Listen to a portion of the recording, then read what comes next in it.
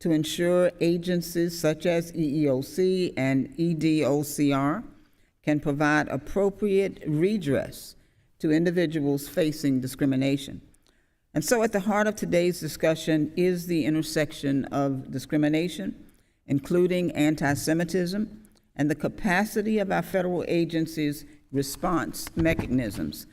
The Biden administration's national strategy for combating anti-Semitism provides a roadmap for the federal agencies and our nation to comprehensively address these issues. Additionally, the recently updated guidance on workplace harassment issued by the EEOC provides clear guidance for employers regarding their responsibility to maintain safe, supportive work environments, including for their workers who are part of the LGBTQ plus community. Unfortunately, the majority's focus on anti-Semitism while simultaneously attempting to hamstring federal civil rights enforcement is both counterintuitive and counterproductive. Furthermore, this approach risks undermining the progress that we have already made. Instead, it is my wish that today's hearing will provide us with an opportunity for bipartisan collaboration on policy solutions that safeguard the civil rights and dignity of all individuals. By fully funding our enforcement agencies, addressing faculty diversity, enhancing agency responsiveness, and ensuring equitable treatment for all, we can truly foster inclusive environments that promote student success and workplace fairness. And with that, I look forward to productive discussions today and look forward to your testimony. Thank you, Mr. Chairman. I yield back. Pursuant to Committee Rule 8C, all committee members who wish to insert written statements into the record may do so by submitting them to the committee clerk electronically in Microsoft Word format by 5 p.m. after 14 days from the date of this hearing, which is July 10th, 2024. And without objection, the hearing record will remain open for 14 days after the date of this hearing to allow such statements and other extraneous material referenced during the hearing to be submitted for the official hearing record. I note for the subcommittee that some of my colleagues who are not permanent members of this subcommittee may be waiving on for the purpose of today's hearing. I will now turn to the introduction of our distinguished witnesses. Our first witness today is Mr. Mark Rienzi, who is the president and CEO of the Beckett Fund for Religious Liberty, located in Washington, D.C. Our second witness is Professor Brian Keating, who is the Chancellor's Distinguished Professor of Physics at the University of California, San Diego, which is located in La Jolla, California.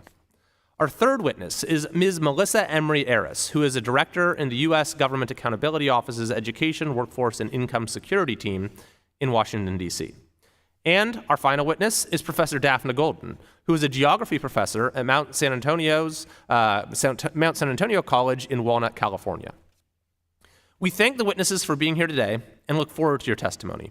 Pursuant to committee rules, I would ask that you each limit your oral presentation to a 5-minute summary of your written statement. I would also like to remind the witnesses to be aware of their responsibility to provide accurate information to the subcommittee. I will first recognize Mr. Rienzi. Thank you, Chairman Kiley, Ranking Member Adams, distinguished members of the subcommittee. I'm honored to appear before you today to offer testimony as part of your important efforts to combat anti-Semitism in higher education. Imagine, if you will, the following scenes. A group of individuals holds a demonstration at a main thoroughfare in a public university. They carry anti-Semitic signs and they chant, "Slaughter the Jews." Police officers are present, but they stand idly by as demonstrators intimidate Jewish faculty and Jewish students.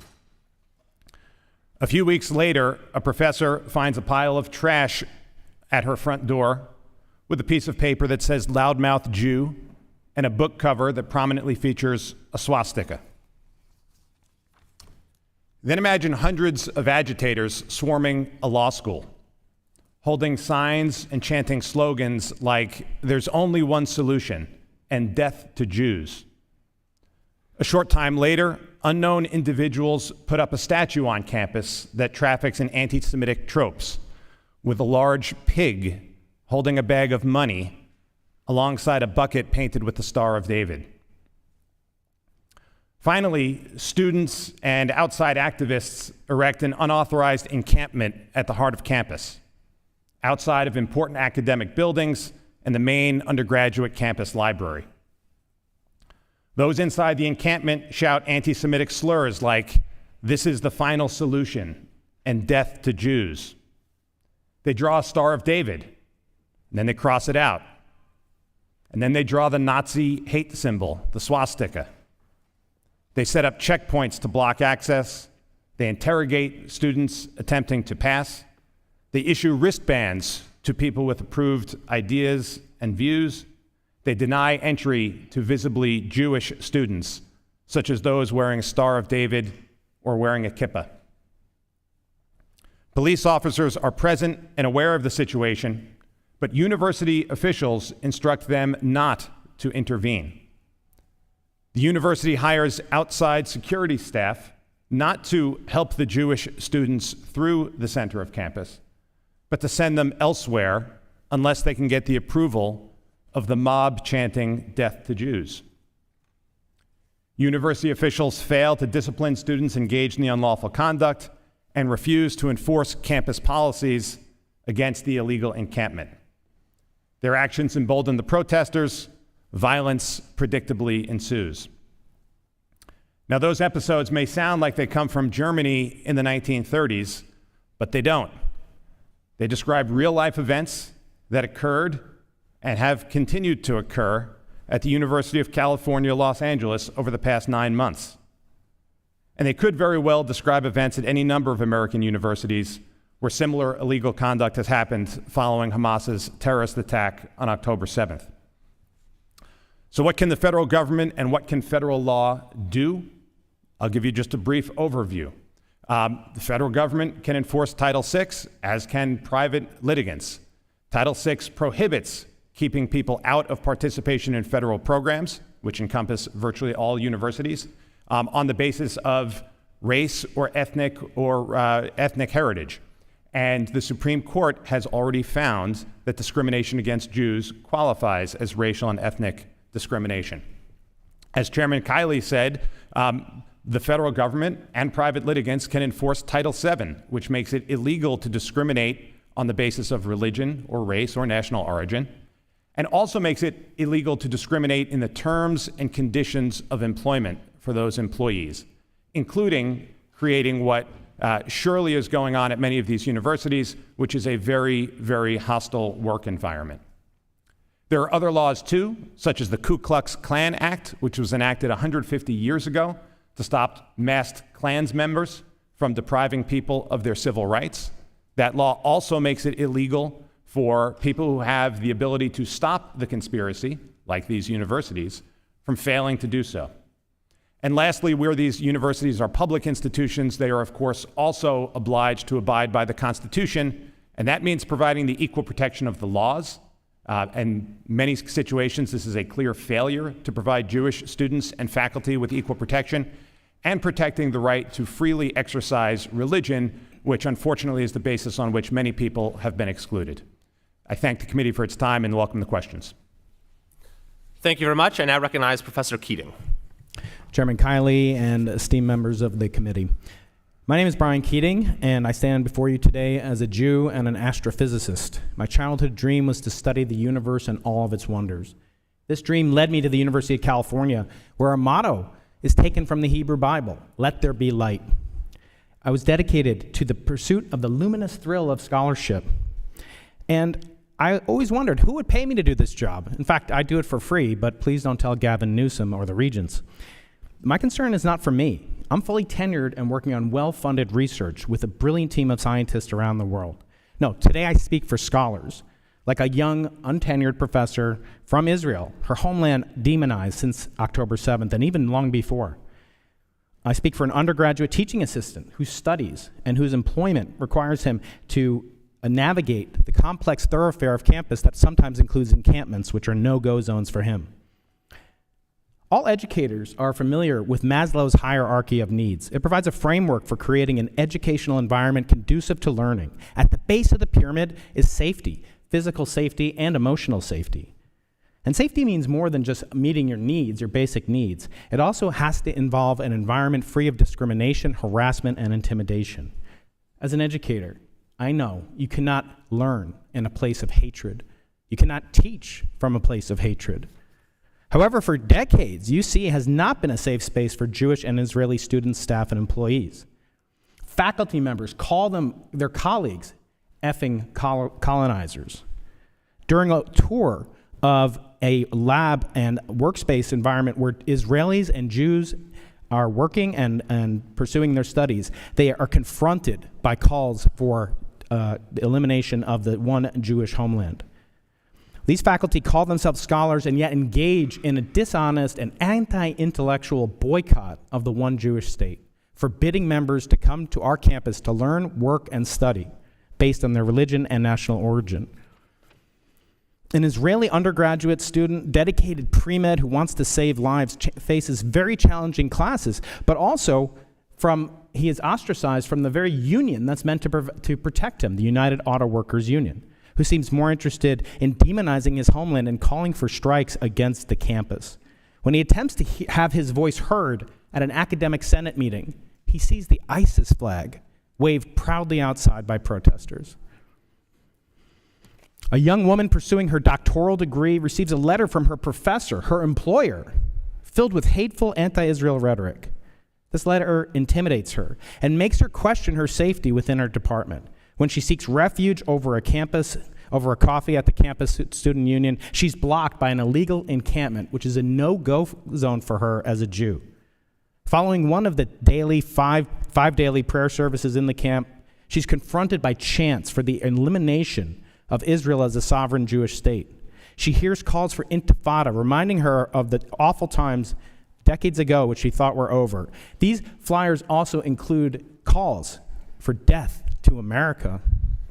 A professor tries to bypass the encampment. He hears the familiar chants, long condoned on our campus. There is only one solution: intifada revolution, which is a veiled reference to the Holocaust. Protesters at the encampment scream at him, "May Allah humiliate and crush all the Zionists. Enter them in fire." A graduate student employee sees students passing out pamphlets with the Star of David compared to the Nazi swastika, and she decides the life of the mind may not be for her, and we would be all the more poorer for it. In an environment where academic freedom should flourish, professors try to hire scholars from Middle Eastern studies and find them banned because of their national origin. Let me quickly relate a story of the reprehensible anti-black racist Compton cookout which took place on our campus in 2010. There was immediate steps in remediation, many of them sponsored by the Black Student Union. However, in May 2023, over a year ago, a swastika made of human feces was found in a dorm and learning facility on our campus. No such activity to combat anti-Semitism has taken place on our campus. When swords were found and flammable materials were found at an illegal encampment, nothing of the sort is tolerable. Our encampment only lasted 5 days thanks to the quick action of our Chancellor Pradeep Khosla. Other campuses weren't so lucky, and there was tremendous violence at our sister campus, as you heard, at University of California, LA. I have very many recommendations in my written testimony, but I think the most important one is to develop a comprehensive conversation between Students for Justice in Palestine, which unfortunately explicitly forbids conversation with Zionists. I hope that we can return our campus, with your leadership help, back to being a beacon of light. Let there be light. Thank you very much. I now recognize Ms. Emery Aris. Chairman Kiley, Ranking Member Adams, Chairwoman Fox, Ranking Member Scott, and members of the subcommittee. Thank you for the opportunity to be here today to discuss GAO's work on employment discrimination at colleges and universities. Our findings focus on the government's process for handling employment discrimination complaints, including those related to religious discrimination. My statement today will address the roles of Education's Office for Civil Rights and the Equal Employment Opportunity Commission, and how they process complaints of employment discrimination. I will also highlight 2 recommendations from our March report that would help ensure timely and complete processing of all higher education employment discrimination complaints. Several federal statutes protect faculty and other employees of colleges and universities from employment discrimination. I would like to specifically highlight, as others have already, that Title VII of the Civil Rights Act of '64 prohibits employment discrimination based on race, color, sex, national origin, or religion. Both EEOC and education receive individual complaints of employment discrimination in higher education. EEOC promotes equal opportunity in the workplace and is the primary federal agency responsible for enforcing employment discrimination statutes. Once EEOC receives complaints, the complaints are assigned to its investigative staff. EEOC also files litigation in select cases against employers. OCR's mission is to promote educational excellence through vigorous enforcement of civil rights. OCR assigns complaints it receives to its investigative staff. If OCR investigative staff determine that education does not have jurisdiction over an employment case, they will often refer it to EEOC. In our work, we found that OCR and EEOC handled about 20,000 employment discrimination complaints in higher education from 2011 to 2021. However, we identified concerns with both the tracking and the timing of referrals from OCR to EEOC. OCR refers the majority of employment discrimination complaints it receives to EEOC. EEOC processed close to 19,000 higher education employment discrimination complaints from 2011 to 2021. And I'd like to point out that during this time period, there were over 1,000 charges related to religious discrimination involving faculty and staff at colleges and universities.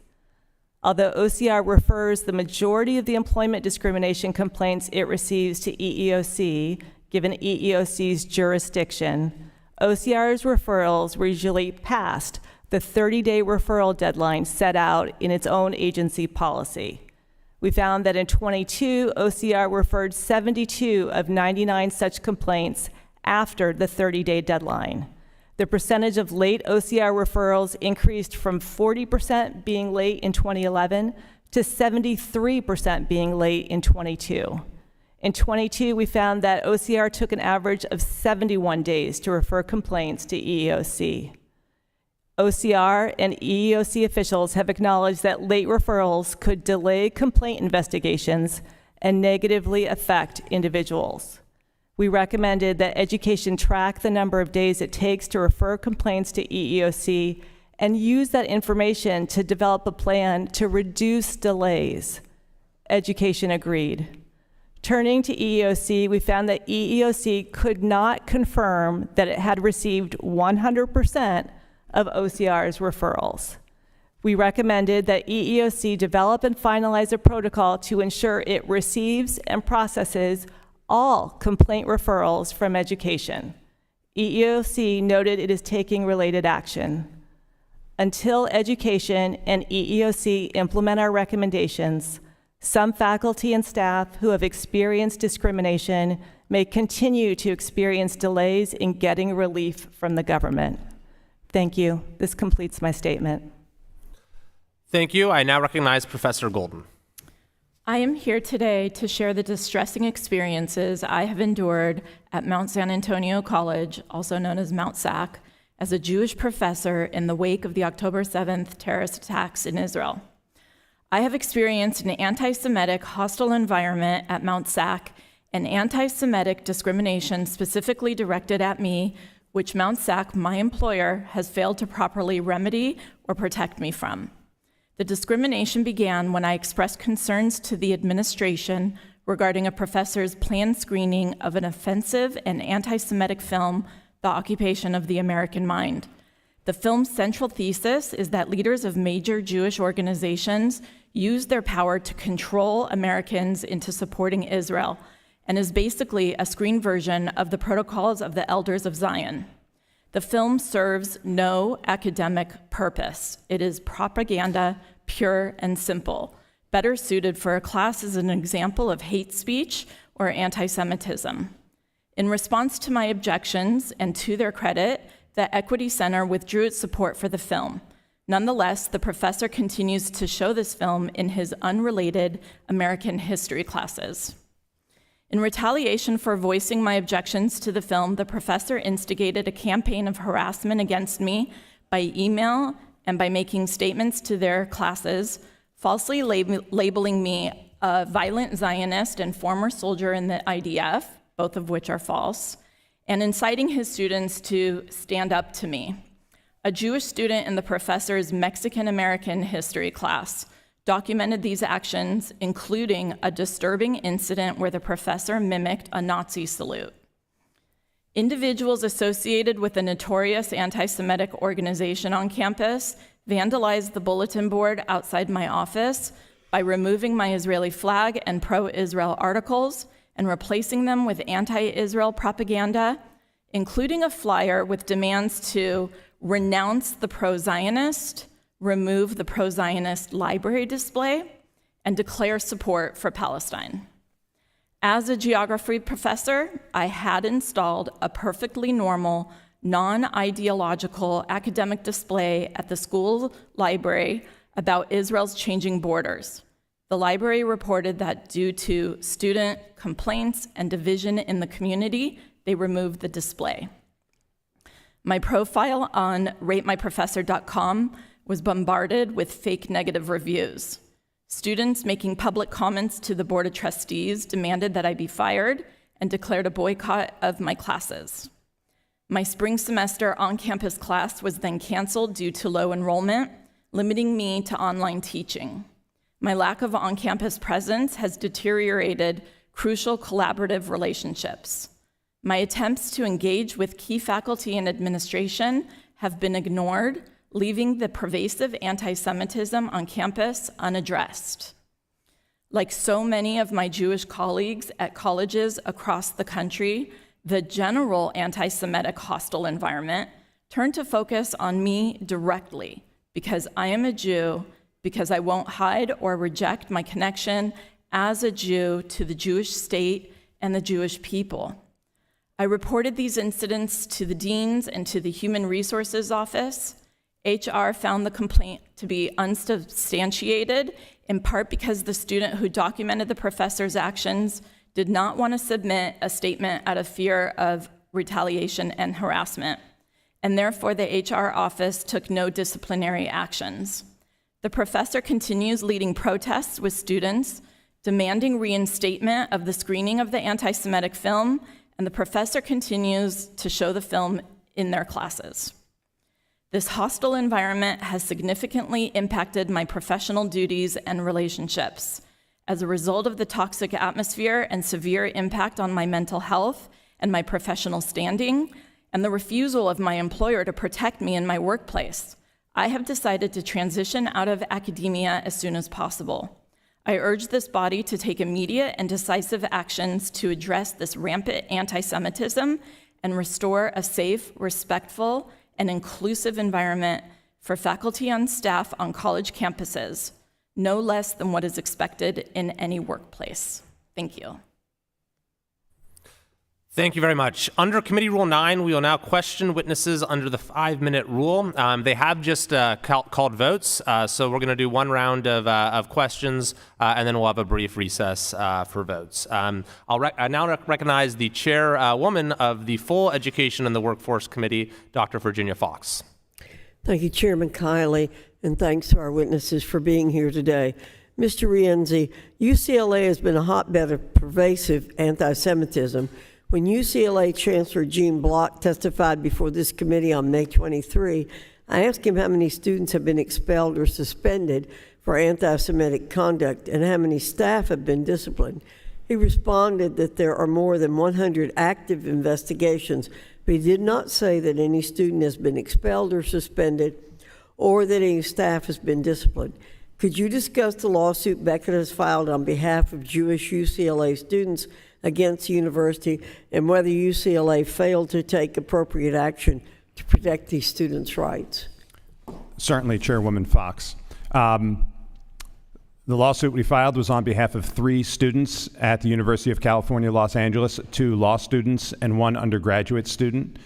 Each of them endured vile anti-Semitism while at UCLA, and each was excluded from passing through central parts of campus due to the encampment that was there. These are students who are tuition-paying students. They have every right to be on the campus as much as anybody of any other religion or any other national origin. But they weren't able to do it because UCLA allowed the encampment to be set up. I should point out that the encampment was a violation of UCLA's own policies that they allowed. UCLA is a public institution and does allow First Amendment speech and protest, but it doesn't allow the taking over of parts of campus. It doesn't allow blocking other people from going about their business. But UCLA knew that was going on. It ordered its police not to intervene. It hired extra security to send the Jewish kids around. And so our students have been deprived of their ability to access the campus. And I should say, I wish it stopped a month ago, but it hasn't. As recently as June 10th, UCLA acknowledged that they had another encampment that stopped students from accessing campus and getting to exams.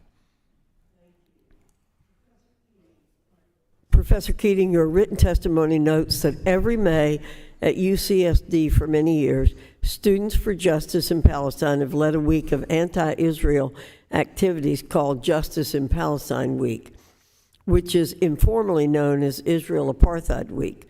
How many years has this annual event taken place, and what kinds of activities does it entail? Thank you, Dr. Fox. The annual event, which informally by students at least is called Israel Hate Week, takes place during Israel Independence Day and the Holocaust Remembrance Day. It's time to do that.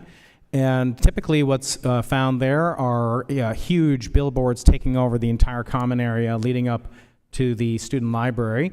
Sometimes that includes checkpoints where there'll be mock Israeli defense uniforms being worn by some of the Students for Justice in Palestine and other folks. People wearing full head coverings, masks, etc., chanting slogans, depicting the state of Israel completely eliminated from the map of the Middle East, replaced by a Palestinian flag. There are oftentimes events co-held on campus at the exact same time, bringing in outside speakers. That are then timed to act as sort of a bulwark against students or faculty members that wish to counter the examples that are presented, extremely biased narrative of the events of the Middle East. And it becomes a very intimidating, intolerable location at the center of our campus student union for most students to walk by for an entire week on campus. Thank you very much. Professor Golden, you have talked about your experiences at Mount San Antonio College, and you've told us that you're planning to leave academia when you can. Could you discuss whether you would prefer to remain at your college and continue teaching if you were not subject to anti-Semitic environment? Of course, I would prefer for the administration to address the anti-Semitism. I love my job. But this toxic environment feels like a deliberate attempt to force me out, pushing me to consider moving to Israel, where I can live and work as a Jew without persecution. Teaching geography has been my life's work, but this situation harms not only me, but my students. My classes are being politicized and boycotted, making it impossible for me to teach effectively. Thank you, Mr. Chairman. And again, thanks to our witnesses. I yield back. Pursuant to the previous order, the chair declares the subcommittee in recess, subject to the call of the chair for votes on the House floor. We will reconvene immediately following the last vote of the series. It looks like it's a short vote series, so we should be back pretty soon. Thank you. The subcommittee stands in recess.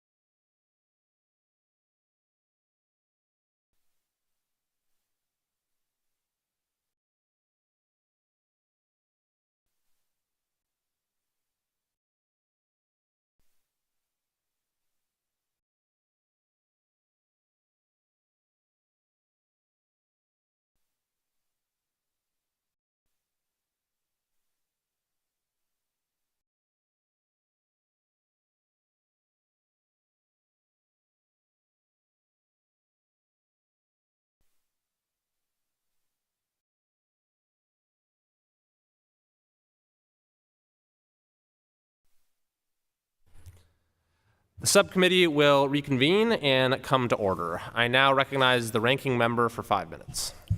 Thank you, Mr. Chairman, and again, thank you to the witnesses. I certainly am interested in what we're talking about today. I am a retired 40-year college professor and administrator, so I certainly appreciate what you do, and I have been a part of that. So, Ms. Emery, Aris, if an employee believes that their employer has engaged in discrimination or other unlawful acts against them in violation of Title VII, there are several potential legal claims that they must pursue. What are the most common types of alleged discriminatory practices that GAO found when it analyzed employment discrimination complaints against colleges and universities under Act 7 of the Civil Rights Act? Thank you so much for that question. In our analysis of EEOC discrimination complaint data, this is for all types of cases, we found that losing one's job was a significant issue in many of the complaints, as was the terms and conditions of employment, which could involve being in a discriminatory work environment. We also found issues of harassment, discipline, and wages were common complaints as part of the EEOC complaint data. Thank you. So based on GAO's analysis of EEOC data, how does the frequency of religious discrimination charges against higher education institutions compare to other types of discrimination charges? While there were quite a few complaints regarding religious issues, in fact, as I mentioned, over 1,000 charges related to religious discrimination, those were a smaller portion of the complaints compared to other categories. For example, there were close to 7,000 charges related to racial discrimination, and similarly close to 7,000 related to discrimination based on sex. Okay, thank you. So even if an academic institution hires from a diverse applicant pool, retention is just as important in maintaining a diverse workforce. Discrimination may continue to contribute to a professor's decision to leave a position, and we've heard some of that. But based on your review of the issue of faculty diversity and employment discrimination in higher ed, can you talk a little bit about how discrimination and other factors may contribute to a faculty member's decision to leave their position? I think there are certain issues that we found based on our work that could contribute, and you sort of see this in the flip side of what colleges are trying to do to stem the tide on that front and to maintain retention of diverse faculty. Mentoring has been key, according to the colleges that we've interviewed. They think it's important that faculty have early mentoring, that they get mentoring later on for key career stages. It's also helpful for faculty to have a strong work-life balance and to feel supported at their colleges. Okay, so are there metrics on record that speak to how something like a person's given name can play a part on whether they're discriminated against or not when they're seeking employment? I'm sorry, can you repeat the question? Well, would a person's given name, or any other factors play a part whether they're discriminated against? In terms of our work, we found that it's important to have a diverse hiring pool as part of a search committee to help address any potential bias in a selection process, which could relate to bias based on someone's name and ethnicity. Okay. So GAO's report highlighted untimely referrals of complaints alleging employment discrimination at institutions and so forth. So how might the delays in referrals to EEOC impact individual complaints and EEOC's work to address employment discrimination at institutions of higher ed? The delays would affect things on several levels. On one level, complaints are being investigated just frankly later, so the case would be less fresh for EEOC to investigate. In addition, individuals who are experiencing discrimination could continue to experience discrimination during those delays. That could mean that they could continue to be working in a hostile work environment. They could continue to go without pay from promotions or from positions and suffer financially during that period. Yes, you know, the information that I have indicate that the delays have only increased in the last 10 years, with 73% of referrals from OCR to EEOC. But I just want to add that we know that you've taken a 25% cut, and those things impact. Now, Mr. Chairman, I'd like to enter into the record 2 articles, one from the Jewish Insider and a letter from 91 civil rights groups. Without objection. And with that, Mr. Chair, I yield back. The representative from New York, Ms. Stefanik, is recognized for 5 minutes. Thank you, Chairman Kiley. Professor Golden, thank you for being here today. You describe in your written testimony the anti-Semitic harassment that a professor and students have directed towards you and how it has caused you to want to leave academia. Could you describe the overall atmosphere that Jewish faculty and Jewish students are facing at your college? And specifically, what was the college administration's response to those anti-Semitic incidents directed specifically to you?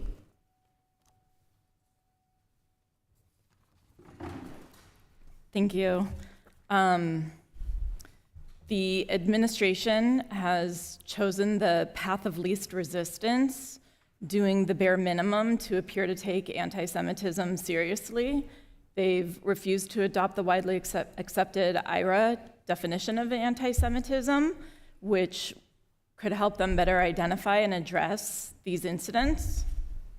While I commend them for not capitulating to divestment demands, their overall response has been mostly lip service. Professor Keating, I understand that UCSD had its own anti-Semitic encampment on campus for 5 days before it was dispersed by the police. It is reported that 64 individuals were arrested, 40 of whom were students.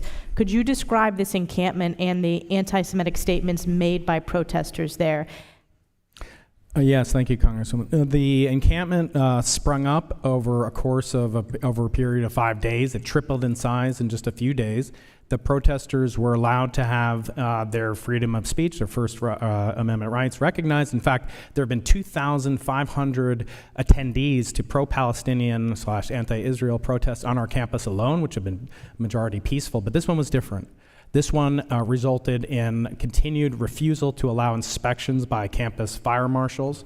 There were weapons found there, including a 3-foot-long ninja sword that I displayed during my testimony. There were flammable materials found there.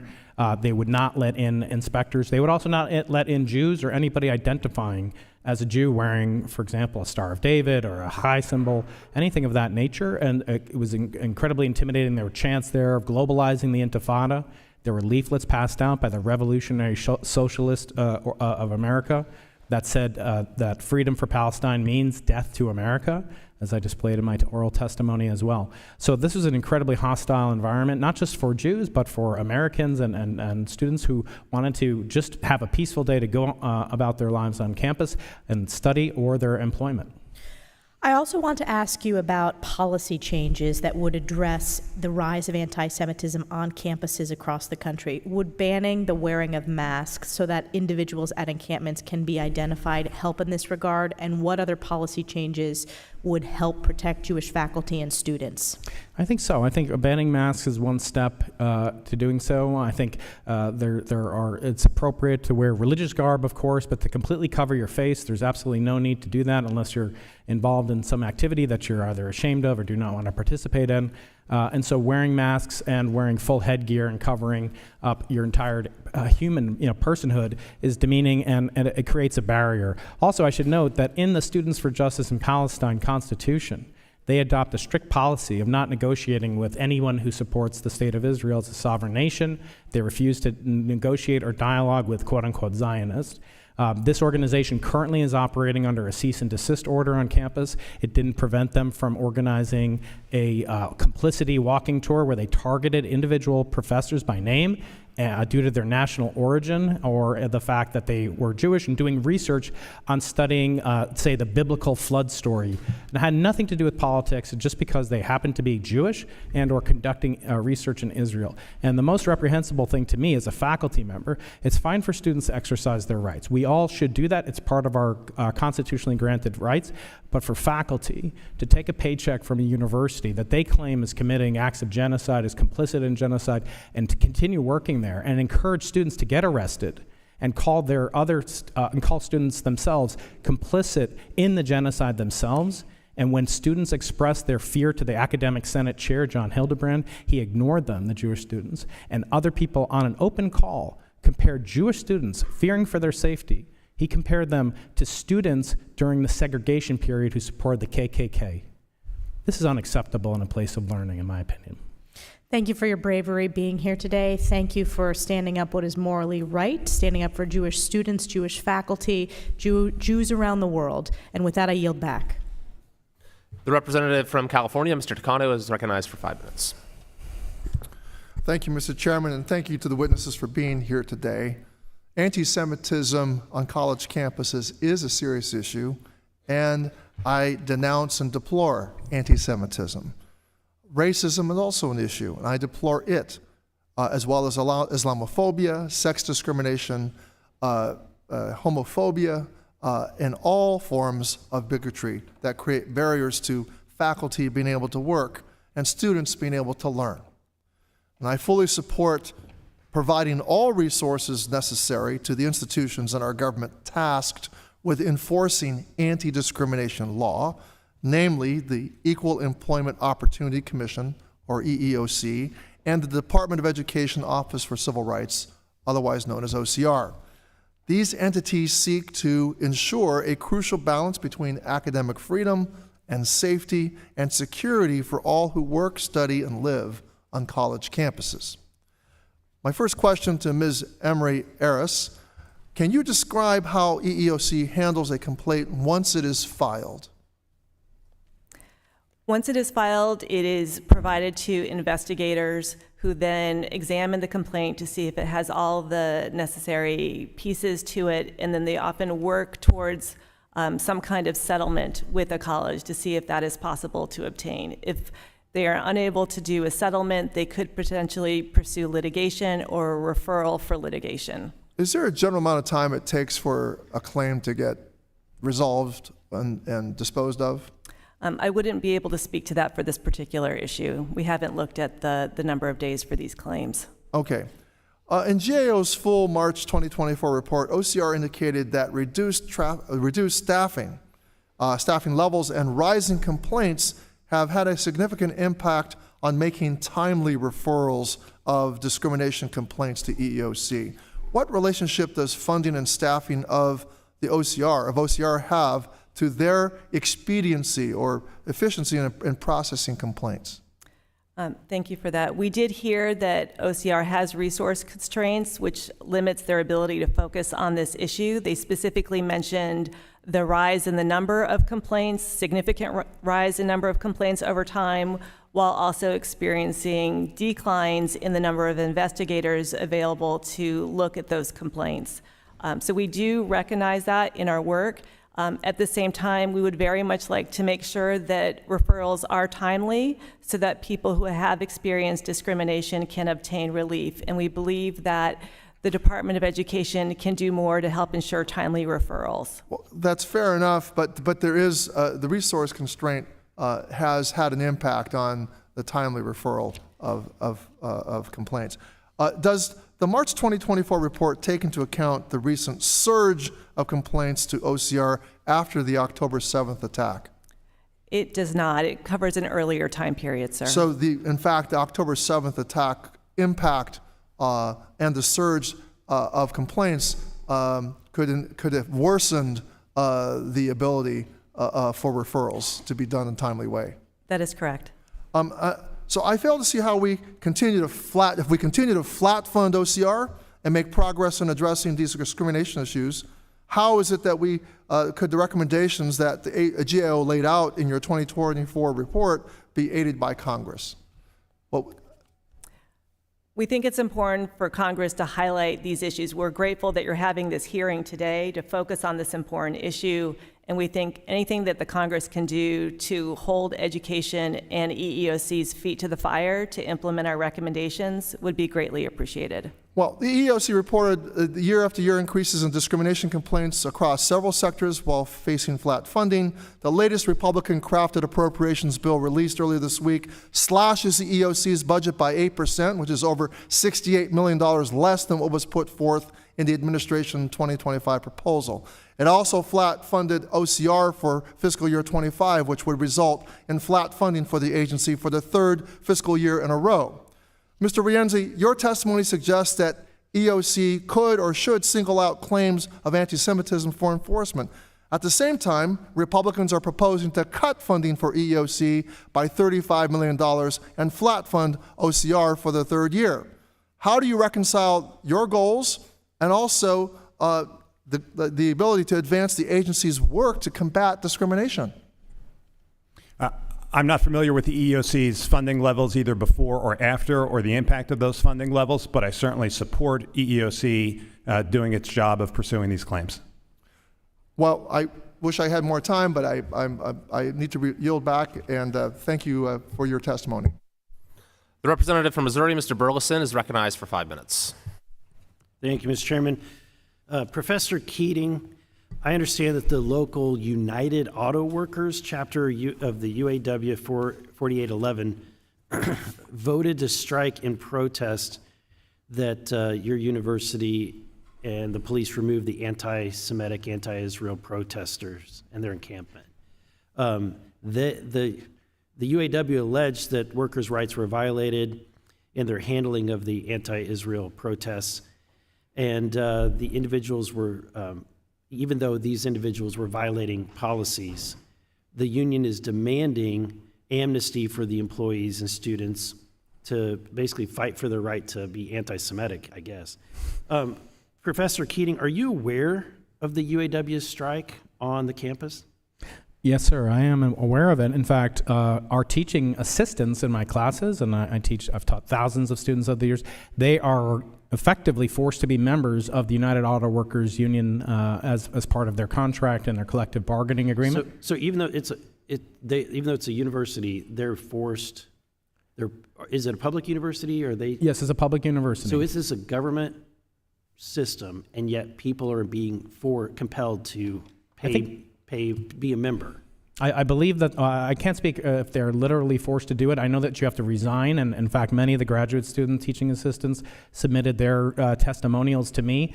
In fact, had to meet with their unit representative in order to resign from the union actively based on their partisan advocacy for in support of the anti-Israel demonstrators receiving full rights. Again, why they want to receive full rights to a diploma from a university that they claim is genocidal, complicit, et cetera, and hold constant boycotts against is beyond me. However, I should point out that none of the students that I teach, which I remind you are physics students, astronomy students, et cetera, including devout Muslims who work with me and for me, and I've always had a proud tradition of educating people from around the world, they refused to strike, and in fact, they told me, we stand with Israel. And for them to have to proactively tell me that, because otherwise I might have had to take over all their responsibilities. And there's a faculty organization which is not officially sanctioned by the university. They call themselves the San Diego Faculty Association that, again, was encouraging protests, encouraging walkouts, encouraging the graduate students who are employees. And in fact, one employee of the union, a teaching assistant, broadcast to his undergraduate students that they have a right, a moral obligation to protest the university's complicit nature with the activities of Israel in Gaza and beyond. So he was using an intimidation tactic on the students whose grades he's partially responsible for to advocate for political speech. That's appalling. So what were the policies of the university that they were violating on campus? Because if pro-Israeli students were protesting and violating these policies, one might expect there to be equal treatment. What were the policies that were being violated? So these were encouragement to cease work. They were operating. The graduate students did go on strike 2 years ago to advocate for higher wages, and as living in La Jolla is not an inexpensive endeavor. So I support their right to advocate for high. Right. So this was an unauthorized strike in the sense that they weren't authorized by their own union rules to go on strike for political purposes. They can go on strike for whatever reason. So did they violated a labor practice? That was the consent. I have to defer to legal experts, but I believe that was the decision. In fact, California state courts ruled that strike was no longer supported, was in violation of the union's contract. So they did go back to work eventually. Do you think most members of the UAW understand that there's a segment of their labor union that is actively making sure that people have a right to be anti-Semitic? I think they claim to represent 58,000 members of the University of California. As Congressman Kiley said, it's an enormous employer in the state of California. That's not an insignificant fraction of the employment of the state of California, and yet I don't believe they represent more than a few percent. Well, and what I find striking is that, they're supposed to represent all workers' rights, and yet did you see any activity that they were expressing that indicated that they cared about the Jewish students and workers? No, in fact, one graduate student teaching employee, she stated that she met with the union organizing unit unit chair, and they said that we sometimes advocate for political reasons. Thank you. My time has expired. The representative from North Carolina, Ms. Manning, is recognized for 5 minutes. Thank you. I have found the failure of our universities to protect Jewish students and faculty members from discrimination and harassment since October 7th to be enormously concerning, disappointing, and problematic for the future of our democracy. And your testimony has given us concrete examples of this failure and the impact on real people. Other examples of the examples that you have stated of the kinds of harassment you have experienced is simply unacceptable, and we cannot allow the continued normalization of anti-Semitism on campuses and in the workplace. And sadly, we've learned that anti-Semitism in the workplace has become more open and pervasive.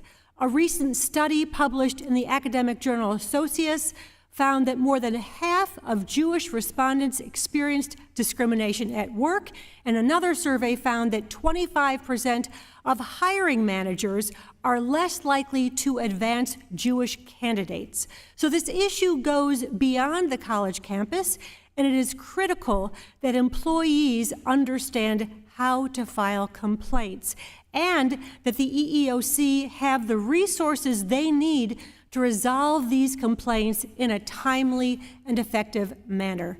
Professor Golden, I want to start by thanking you for sharing your heartbreaking story. Your account was incredibly painful to hear, and I'm sure it must have been much more painful to live through. You filed a discrimination complaint initially with Mount San Antonio College, is that correct? Yes, it is. And when you started working there, were you ever told that you could file a discrimination complaint with the EEOC? I don't remember exactly. I may have been informed that there were outside processes, but I don't think that the specific organization was discussed. Were you aware of the differences between filing with the OCR, the Office of Civil Rights, and filing with the EEOC? Definitely not. That was not clarified. And Professor Keating, thank you for sharing your story as well. Also so disturbing. And I want to ask you the same question. Were you ever told about the option or your ability to file an EEOC complaint on the basis of religious discrimination? No, ma'am, I was not. And were you aware of the differences between filing with the Office of Civil Rights and filing with the EEOC? I was not. I have since familiarized myself with that policy. I think this reflects an issue similar to the one that we've seen with students who faced anti-Semitic discrimination, many of whom did not know that they could file an OCR complaint. And clearly, we have an awareness problem. And I know that the OCR has attempted to put into place an awareness campaign. And Ms. Emery, Aris, are you aware that any such campaign, awareness campaign, has been put into effect by the EEOC? We know that EEOC has done educational efforts to help employers, including institutions, learn about their services. And we think this issue of underreporting is a central one. Although we did not focus specifically on that in this employment discrimination work, in past work we've looked at hate crimes on college campuses. And in that work, we found that underreporting was a significant issue. And according to the Department of Justice, with hate crimes, they expected that about half of hate crimes were not being reported. Thank you. And in your written testimony, you noted that there are cases where faculty file with OCR, and those cases then have to be turned over to the EEOC. Is that correct? Yes. And many of those cases were not referred within the 30 days required by federal law. Is that also correct? Required by policy, correct. By policy, thank you. And was this in part due to lack of resources at both OCR and the EEOC? We did hear from OCR that they were concerned about resources and that was a factor on their end. And we know that there has been a dramatic increase in the number of cases filed at OCR. Is that correct? That is correct. They have also experienced a significant decline in investigative staff during the same time period. Would you say that increasing federal funding to OCR and EEOC and expanding their staffing capacities and their staff training could help with the potential correction to this problem? Although I wouldn't be able to comment on budgetary issues, I do think that it's important that both OCR and EEOC implement our recommendations, and we think that they have the technology to do so. It seems clear that there are several key problems here. Faculty don't always know what to do when they face discrimination. They don't know whether to file with OCR or the EEOC. If they file at OCR and it doesn't have the capacity to send their cases to the EEOC on a timely basis, those cases may fall through the cracks. So clearly, I'd like to close by saying we need to fund the OCR and the EEOC, as my colleagues and I have been demanding for months. And I will close by again calling for the majority to increase rather than cut these agencies' budgets if they really want to do better by Jewish students and faculty. And I yield back. The representative from Wisconsin, Mr. Grothman, is recognized for 5 minutes. Thank you. First of all, I'll start with Mr. Keating. I'm a little bit surprised here to say that apparently the local UAW union decided to weigh in when California San Diego students were asked to disperse. Could you elaborate on that? It's a little surprised that the union would try to put all their prestige on the line here. Yeah, it wasn't only the University of California, San Diego, Congressman. It was all university campuses within our university system. So multiple campuses. They organized rolling strikes. They called them Day of Action or complicity tours, where they would organize shutdowns of campus or attempt to shut down campus. But the students, again, are the lifeblood of the university, and every educator has to recognize that. So they're not only our students, but they're employees of the University of California as well. We pay their salaries through research grants, some of them federal grants that come from the National Science Foundation, Department of Energy, et cetera. And they're a representative union that they have been under representation by is known as the United Auto Workers Union. Well, sometimes the unions wind up getting involved with things that are none of their business if that leadership is kind of involved in that. There was apparently an exhibit in the college's library, kind of a non-controversial thing, showing the lines on a map, Israel, West Bank, apparently over a period of time, and that was removed. Do you have any comments as to what UCLA was thinking of there? I believe that was Professor Golden's testimony. Oh, I'm sorry. Yeah, I should have talked to you. What was going on with the university there? I had obtained verbal approval from a librarian to develop an educational exhibit on Israel's changing borders created for Geography Awareness Week. It was removed because of what they called procedural oversight. However, the library later claimed that it was taken down because of student complaints and alleged division it caused. Well, complaint. Isn't that too bad? So somebody didn't like an impartial analysis of the situation, and all of a sudden your First Amendment is out the door. The display included a book promoting coexistence and reconciliation and included both Palestinian and Israeli flags. The implication that simply showcasing Israel's history and geography is divisive suggests that the college may inadvertently be endorsing the idea that Israel's very existence is offensive. As an academic institution, they should be upholding the principles of academic freedom and allow for the presentation of factual educational content, even if it faces objections. The removal of my display not only undermines these principles, but sends a chilling message that certain topics are off limits, stifling open dialogue. Well, we're getting more into the attack on the First Amendment, which I think is becoming, sadly, a little more par for the course for too many universities. Now, I'd have to say that if this intolerance was going to spring up in any area of society, I guess it doesn't surprise me it would spring up at America's universities. And I'm looking here of a study that was done by a variety of professors. I know one was from George Mason a few years back, but nevertheless, they collected ideological data of various different professors in different disciplines at 7 campuses. And, you know, when they're in some states, people have to identify as Republican, Democrat. English literature departments, for every person who identified Republican, 35 identified as Democrat. Performing arts, for every person who identified Republican, 31 identified as Democrat. History, for every person who identified as Republican, 16 voted Democrat, or identified as Democrat. And sociology, we can't say a ratio because nobody identified as Republican, everybody identified as Democrat.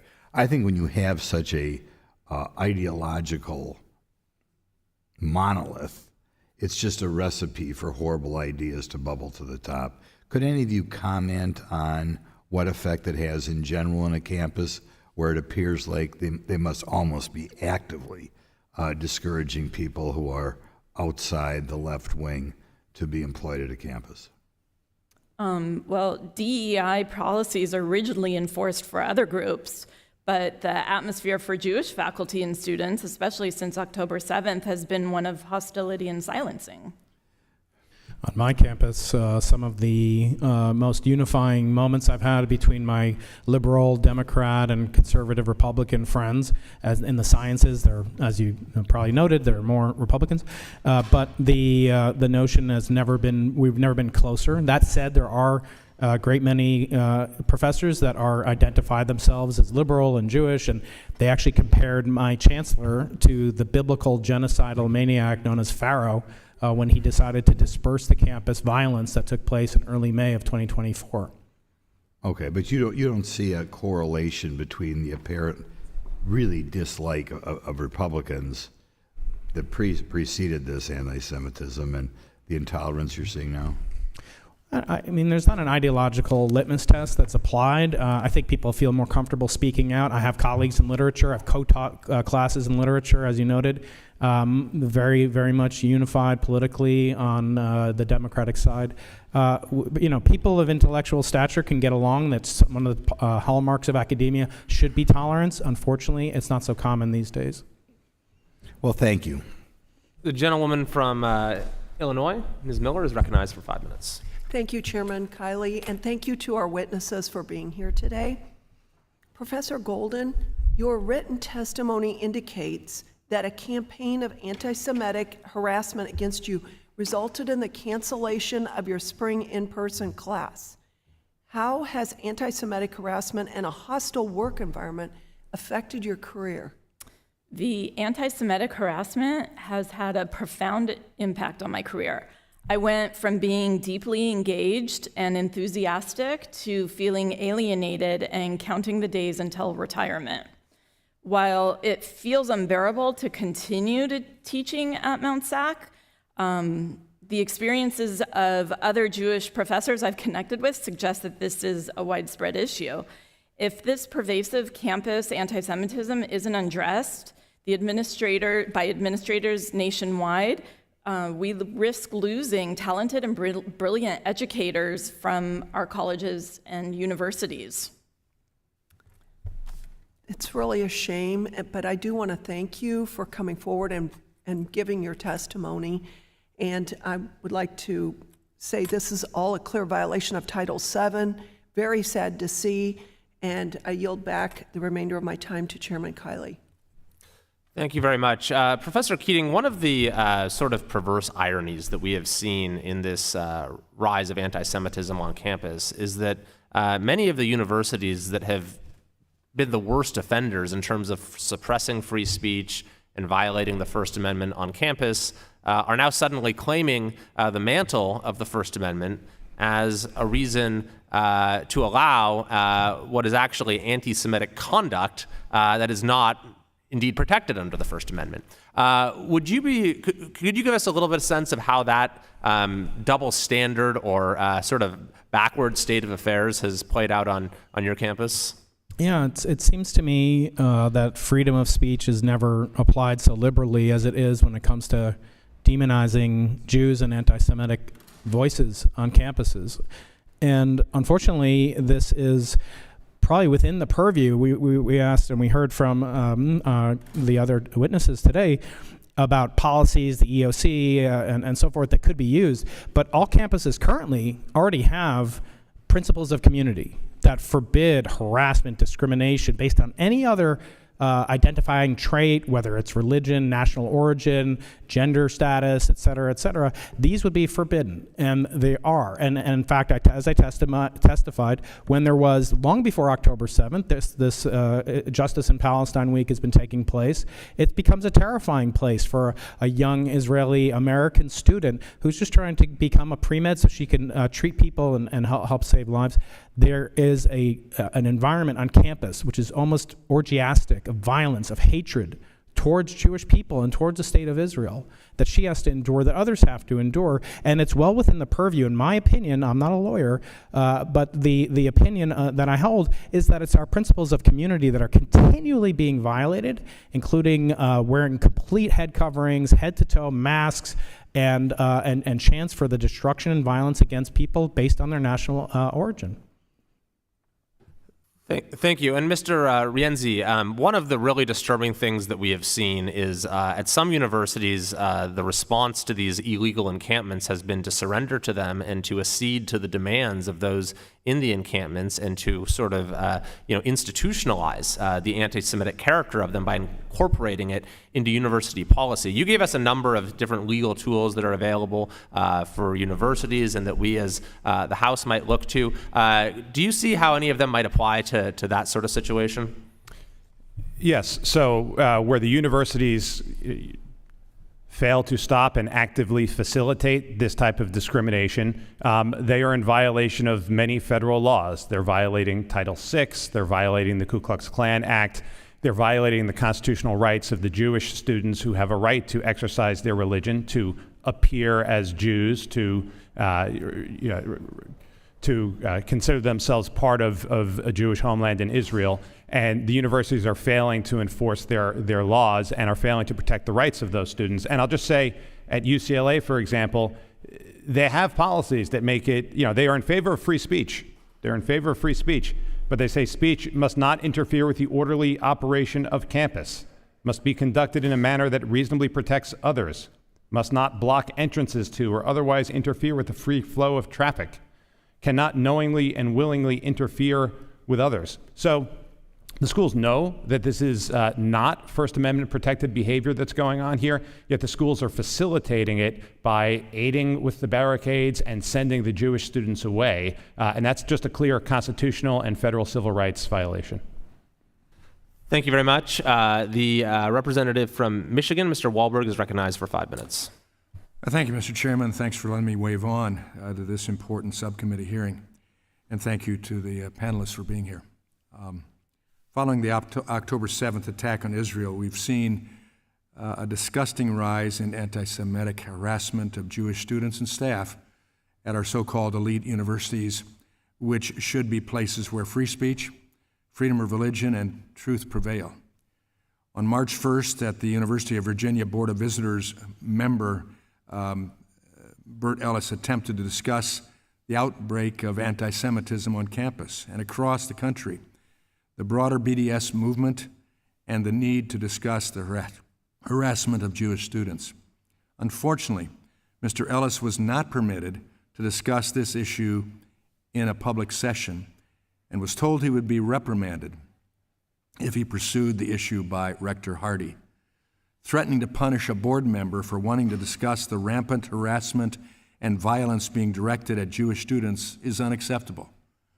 The university is also facing a lawsuit from a Jewish student who alleges he was assaulted because he's Jewish. The lawsuit also notes professors would offer students extra credit for attending anti-Semitic rallies. Mr. Rienzi, you detailed in your written testimony the anti-Semitism UCLA faculty have faced. In your expertise, would retaliating against a faculty or board member, such as the incidents at the University of Virginia, potentially constitute a Title VII violation? Yes, so I'm not familiar with the facts of the University of Virginia case, but as you describe it, both Title VII and the First Amendment have been enforced by the federal courts to not only, so let's start with Title VII, to not only protect people from illegal discrimination in their employment, but to also protect people from retaliation for pointing out Title VII violations. So both under Title VII and under the First Amendment, I would think you could have a retaliation claim if someone is punished or restricted for pointing out those violations. And may I just say, you know, again, I don't know the facts of Virginia, but I do think it's incumbent on people who hold jobs like board members of these prominent universities. They have obligations to run the university in a lawful way, particularly at a public university. And so it seems to me it's entirely consistent with their obligations to look into these things. Yeah, you would think. Mr. Rienzi, UCLA is only one among dozens, if not hundreds, of colleges and their campuses that have been host to anti-Semitic protests since the October 7th Hamas attack on Israel. What responsibilities do colleges and universities have toward Jewish faculty and staff under Title VII of the Civil Rights Act? So all employers with more than 15 employees, so the colleges and universities, but many other employers in the country too, have obligations under Title VII not to discriminate against their employees and not to allow their employees to have to suffer through a hostile work environment for their religion, religious exercise, national origin, and so forth. And so I think it's true of the stories we've heard today. I think it's true for faculty and staff at UCLA, and I'm sure it's true for faculty and staff at many other places, that their employers are failing. They are violating federal civil rights law when they allow the Jewish employees to have to endure day after day going to a workplace where people are saying death to the Jews, death to Israel, you know, beat that effing Jew, which was a common refrain on UCLA's campus. Employers should not allow that to continue. They have an affirmative obligation to not have their employees thrust into a hostile work environment. Seems very clear. Thank you. Professor Golden, your written testimony describes anti-Semitic harassment directed toward you and your college administration's lack of response to this harassment. In your opinion, is your college even-handed when it comes to how it treats different groups and different kinds of speech and behavior? The administration's response to harassment has been far from even-handed. They've silenced and isolated me, the victim, while seemingly appeasing those who created and foster a hostile environment. It appears they prioritize avoiding campus unrest over protecting Jewish students and faculty. For example, after the tragic events of October 7th, it took significant urging before the president of Mount SAC issued a weak statement that failed to even mention Jews. This lack of direct acknowledgement undermines the severity of the issue and the specific impact that it has on the Jewish community. By silencing pro-Israel voices and removing educational exhibits about Israel, the administration inadvertently emboldens those who promote hate and incite violence. This creates a chilling effect on campus, making Jewish students and faculty feel unsafe and unwelcome. Thank you. Equal justice for all has been missed there. I yield back. The representative of the ranking member of the full committee, Representative Scott, is recognized for 5 minutes. Thank you. Ms. Emery, Aris, we mentioned the backlog several times. And you mentioned the mix of cases. Can you remind us what the top 3 categories of cases in the backlog of OCR cases is? Happy to share with you our data. We looked at EEOC charges alleged against higher education institutions from 2011 to 2021. And so these were cases that EEOC received. And we found that the top 3 categories included charges related to race. That was the top category. The second was related to sex. And the third was related to disability. Okay, and you had religion and national origin as 4th and 5th? Correct. 5th and 6th? Correct. So we had, after disability, we have national origin, and then religion, and the color following that. And within national origin and religion, are there things other than anti-Semitism that could have been involved in those? Yes, sir. Like what? There could be other faiths considered in addition to Jewish religious discrimination complaints. There could be complaints against individuals of Muslim faith, Christian faith, and the like, for example. Now, you mentioned it takes a long time to refer these cases to the EEOC. Why does it take so long? Quite frankly, education isn't tracking it. They're not keeping an eye on how long it's taking them, and if they don't know how long it's taking, they can't manage it. They do have the ability to do that. Are you suggesting that if they did a quick review, they could do this much more quickly? We know that a little over 25% of the cases are being referred on time, and we think that if they did a review to figure out what was helping those cases go on time, they could use those lessons learned to help the others.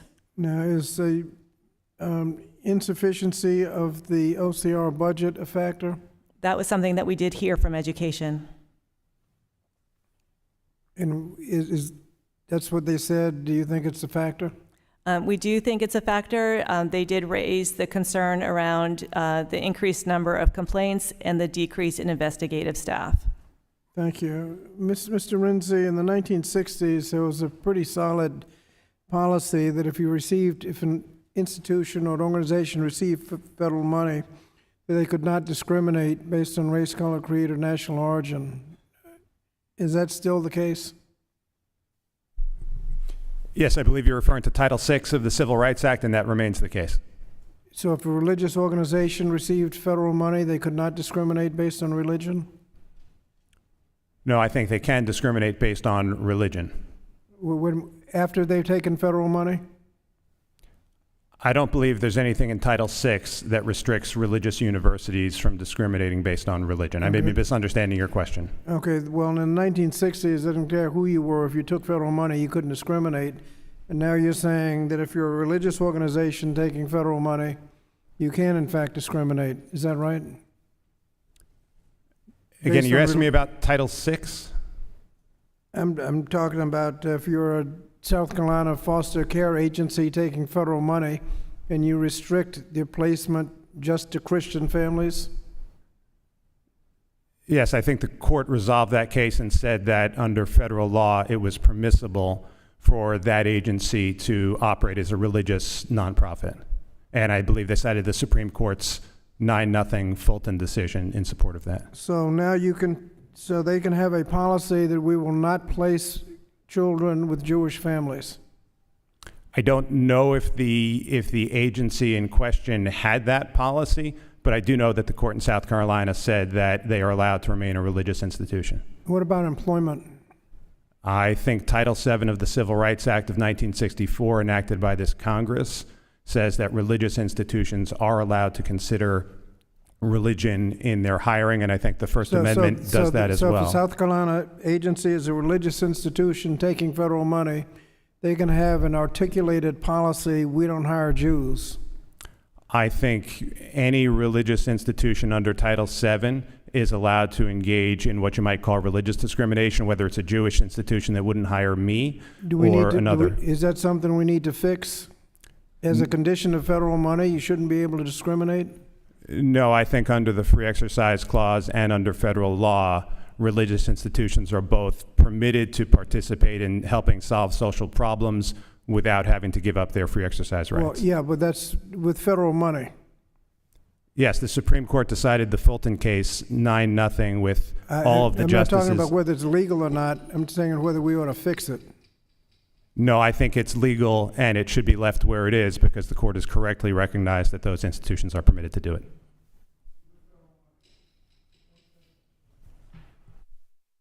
I now recognize myself for 5 minutes.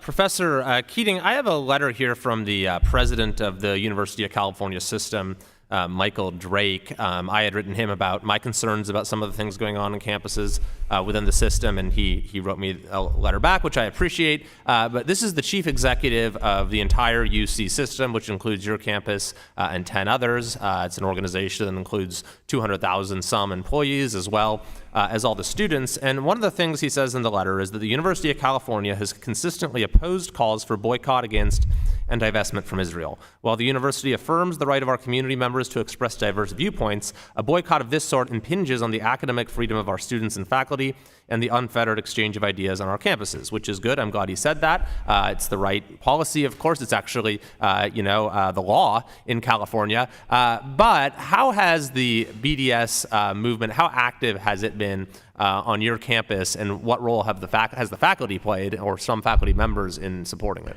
Yeah, unfortunately, it's been incredibly active, and they do tend to exercise, as I said, every year, this Justice in Palestine Week, which many students have told me they call Israel Apartheid Week or Hate Israel Week. It's an event that just last year, May 2023, 7 months before the October 7th terrorist attacks, found on a campus dorm a swastika made of human feces. Where Jews live and work. It's a combined use facility.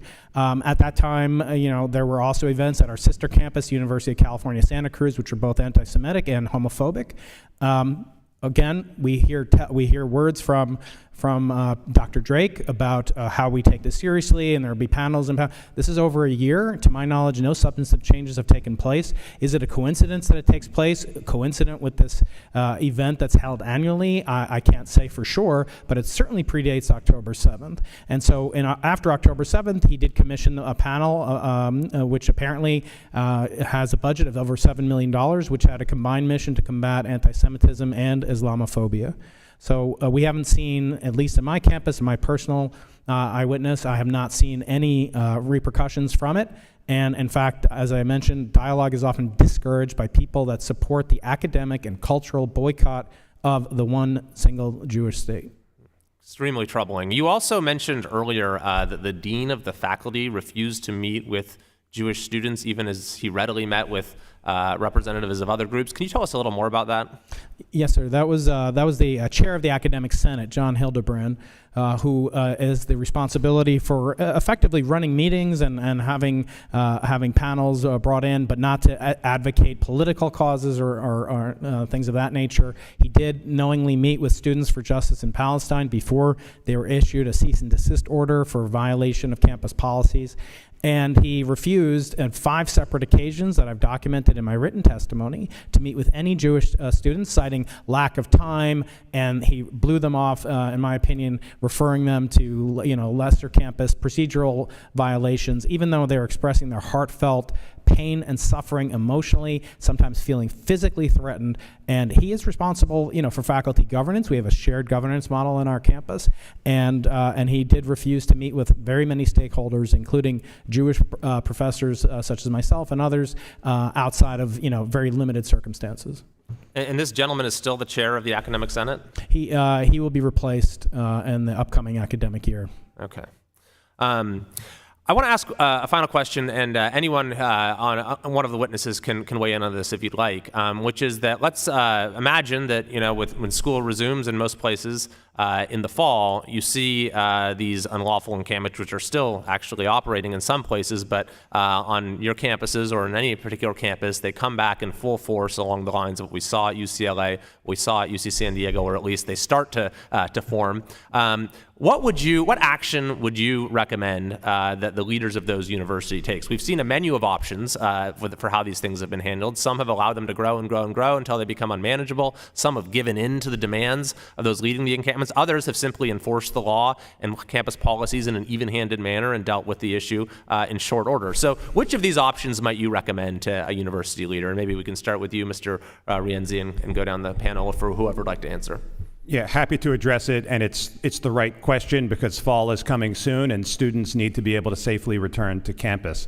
I think what the universities really need to do is aggressively stop the encampments from starting. So somebody comes and sets up tents, the first move is you just remove the tents. You do not allow a group to take over a section of campus. You do not allow them to stay there and stop others from entering. I think the key aspect of the mistake at a lot of these schools has been to allow the problem to fester, allow it to grow, allow it to get reinforced. And when you do that to a group of people chanting death to Jews or beat that effing Jew, what inevitably happens is that the Jews get excluded from parts of campus, and the universities have an obligation to make sure that doesn't happen. And I'll just speak as to our lawsuit. Our clients are very concerned. They have to return to campus in just under 2 months from now, and UCLA still does not seem to be able to stop the encampment or really to muster the will to do it, and they need to be told by a federal court or otherwise to do that. Yeah, I asked the committee to consider, the following thought experiment, as we physicists are likely to do, which is, to imagine that on our campus we have access to reproductive rights for young women on campus. Imagine if there was an organization diametrically opposed to that, believe in strict right to life, and they set up an encampment, a no-go zone, where young women felt intimidated to exercise their privileges and rights on this campus. I think their ID cards would be taken away and shut down later that afternoon. I don't think there's ever, kind of the tolerance of these things. They allow themselves to fester, as Mr. Rienzi said. And I think enforcing existing laws, we were asked about, do we need more funding for committees, and do you guys need to do, you men and women need to do more funding-wise? That may be true, but every university has principles of community. They are entitled to enforce those principles of community, and they have an obligation to do so equally, liberally, and equitably for their students to feel safe and their employees to operate effectively in the workforce. Would you like to add to that? We're a little over time, but if you could briefly. The administration should acknowledge and apply the IRA definition of anti-Semitism, and disseminating this definition would enhance awareness and understanding of what constitutes anti-Semitism, because I think a lot of students don't even recognize it when they see it. Additionally, the Human Resources Office should increase its efforts to advertise the reporting mechanisms for Title VI violations across campus, because again, I think a lot of students aren't even aware of when these violations are taking place. The DEI programming and initiatives should have orienting materials and written guidelines that explicitly include anti-Semitism based on the IRA definition. And finally, the administration must take a firm stance against the display of symbols of hate, such as swastikas and Hamas flags.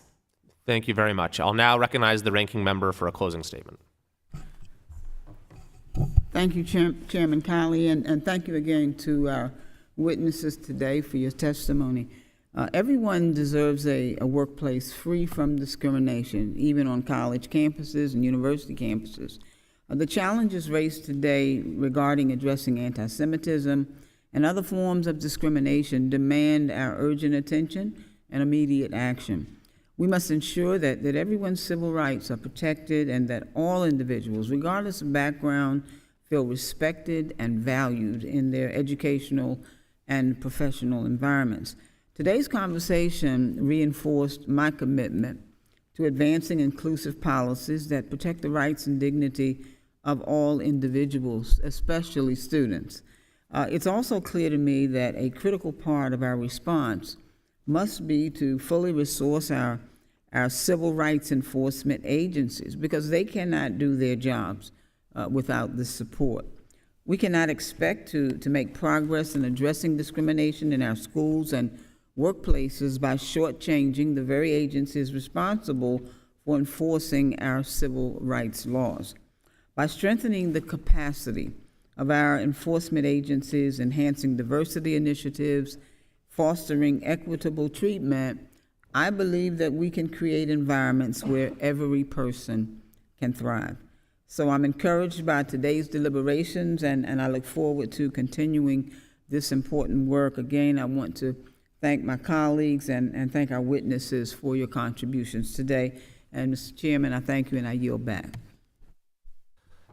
Thank you very much. I want to thank all of the witnesses for being here to testify and for your courage. I know that you are speaking for a great many of your colleagues as well as your students in relaying the experience that you've had and what you've been through these last several months and even before that. I also want to thank my colleagues and members of the committee on both sides of the aisle for participating today. I think it's clear there is a strong bipartisan commitment to assuring that the safety and civil rights of students and faculty alike are protected on our campuses. I particularly appreciate the comment from Congresswoman Manning that we cannot continue to allow the normalization of anti-Semitism at universities and in the workplace. And this committee will continue to do everything we can, use every tool available to assure that that does not happen. I want to close first by citing another excerpt from the letter that I received from the president of the UC system, Michael Drake.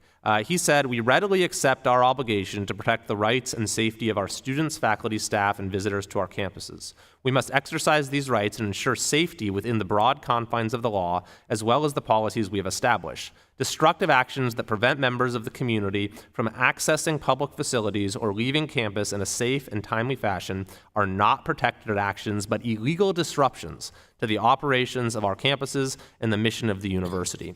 So this committee, the full committee, has had the opportunity at this point to hear from a number of university presidents, and we have seen some real accountability. We've seen university leaders resign or be replaced. We've seen new initiatives on campus. We've seen reforms. We've seen encampments taken down. So there has been some progress, and the words that I just read from the president is absolutely the right position. But we have also seen that sometimes there's a disconnect between the words that we hear from these campus leaders and what's actually going on campus. And so I appreciate our witnesses shedding some light on that. And I can assure everyone watching that this committee is watching very closely what is happening on our university campuses and whether the law is being upheld there. And so I thought I would just close by reading a few more testimonials.